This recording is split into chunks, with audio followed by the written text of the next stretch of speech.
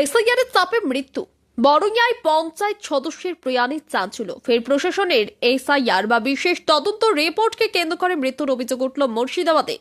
বুধবার Bardhaman medical college ও হাসপাতালে মৃত্যু হয় বড়ইয়া ব্লকের পাঁচথোপি গ্রাম পঞ্চায়েতের সদস্য জাহাঙ্গীর শেখের। পরিবারের দাবি, তদন্তের প্রবল মানসিক চাপ সহ্য করতে না পেরেই অসুস্থ হয়ে পড়েছিলেন তিনি।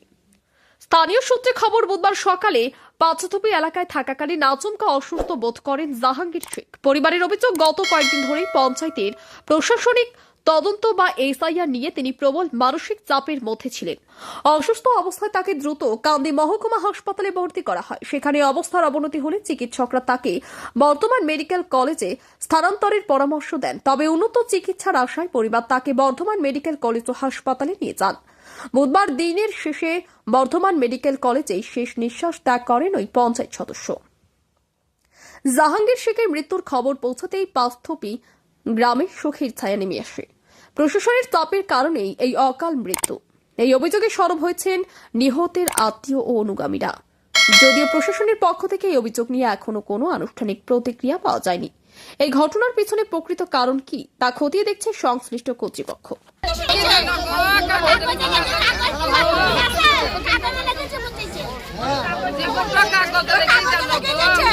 সকাল তখন 6:10 বাজছে, আমার সাথে প্রথম কথা হলো চাচা আমার সাথে কার কথা হয়েছিল?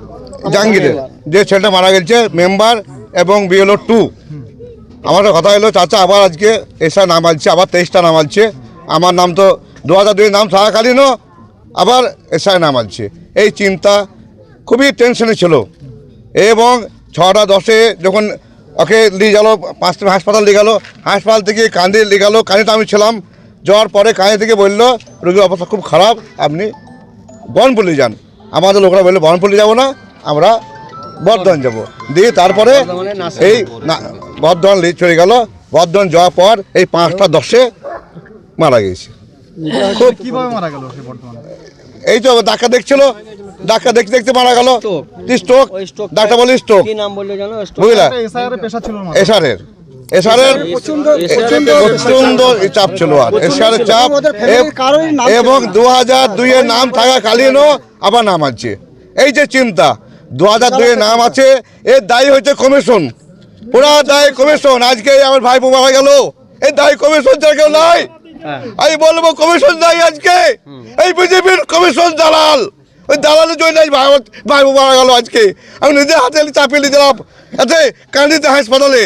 এই বড় খবর যা চাইছিল আমাদের, বুঝতে পারলেন? এই দায়ী হচ্ছে কমিশন দায়ী। কি চাইছেন তাহলে? আমরা চাইছি কমিশনের ফাঁসি হোক, ওই কমিশনের ফাঁসি হোক। আমরা চাই কমিশনের ফাঁসি হোক। দিন ধরে টেনশনেও ছিল, মানে যত স্যার নিয়ে মেয়ে ছেলেতে যেমন করছে আর তাদের বাড়ি বাড়ি ঘুরে এই কদিন দোকান পর্যন্ত বন্ধ করে দিয়ে দিও।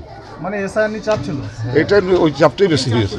আমি ওকাই নিষেধ করতাম যে তুই আর এলাকায় যাস না, কিন্তু তার আগেই চলে গেল। মানে কিভাবে মারা গেল? স্ট্রোক হয়ে? স্ট্রোক, হ্যাঁ স্ট্রোক।